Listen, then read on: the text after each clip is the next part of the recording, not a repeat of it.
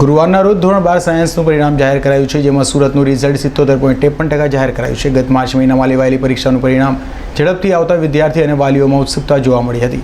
સુરતના વિદ્યાર્થીઓ ગુજરાતભરમાં A1 અને A2 ગ્રેડ મેળવવામાં ડંકો વગાડ્યો છે। ગુજરાતભરમાંથી સૌથી વધુ A1 અને A2 ગ્રેડમાં સુરતે ડંકો વગાડ્યો છે, જેમાં A1માં 42 અને A2માં 636 સ્ટુડન્ટ સફળતા મેળવી છે।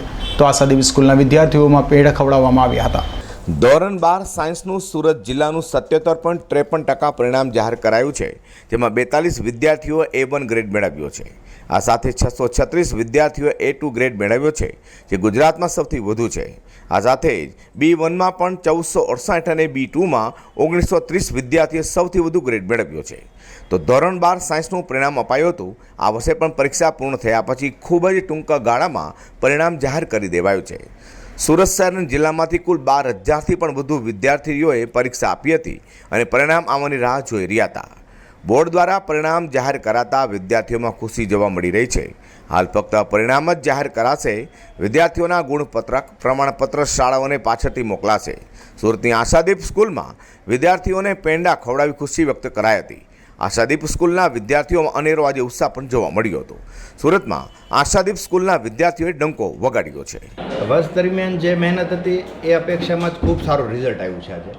અને કોરોના કાળ આપણે તમે અને મેં જોયો છે, ઘણા વિદ્યાર્થીઓ હતાશ થઈ ગયેલા, શિક્ષકો હતાશ થઈ ગયેલા। ખાસ કરીને ઓનલાઈન શિક્ષણને કારણે જેવું ધ્યાન અપાવવું જોઈએ એ જ ધ્યાન અપાણું નહોતું। અને ઓફલાઈન શિક્ષણ જ્યારે ચાલુ થયું ત્યારે પહેલાં તો એકાદ મહિનો તો અમે એનાલિસિસ કરવામાં જ કાઢ્યો કે ભાઈ આમાં બાળકો ક્યાં ક્યાં ખામી રહી ગઈ છે અત્યારે ઓનલાઈન શિક્ષણને કારણે, અને આપણે કેટલી દૂર કરી શકીએ એમ છે। ખાસ તો બે પરિણામ જોયા અમે ઓનલાઈન શિક્ષણને કારણે। એક તો રાઇટિંગ પ્રેક્ટિસ ખૂબ જ ઓછી થઈ ગઈ હતી।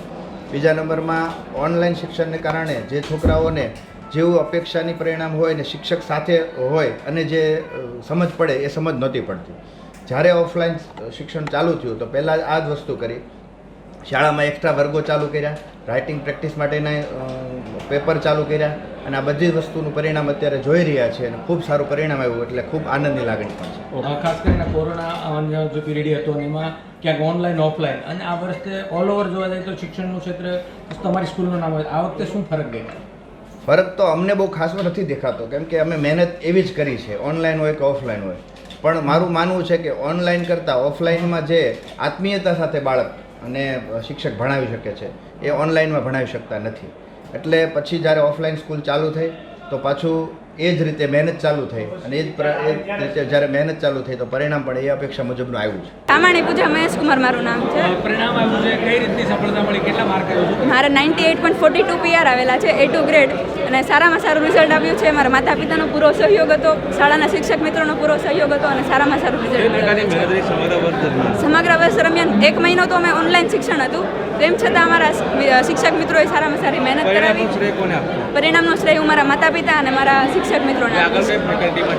આગળ હું કોમ્પ્યુટર સાયન્સ IT ફિલ્ડ જઈને મારા મમ્મી પપ્પાનું નામ રોશન કરવા માંગુ છું। 18મી એપ્રિલે લેવાયેલી ગુજકેટ 2022ની પરીક્ષાના ગણિતમાં 50, કેમેસ્ટ્રીમાં 52, ફિઝિક્સમાં 54, બાયોલોજીમાં 56 આ વિષયોના પ્રશ્નપત્ર સેટ નંબર 1થી 20 માટે ગુજરાતી, હિન્દી અને અંગ્રેજી માધ્યમની પ્રોવિઝનલ આન્સર કી 28મી એપ્રિલ 2022ના રોજ જાહેર કરાઈ હતી। રજૂઆતો પણ મંગાવી હતી। આ રજૂઆતોના અંતે સુધારા સહિતની ફાઇનલ આન્સર કી બોર્ડની વેબસાઇટ પર પ્રસિદ્ધ કરવામાં આવ્યું છે। અઝર કુર્સી સાથે પ્રકાશવાળા।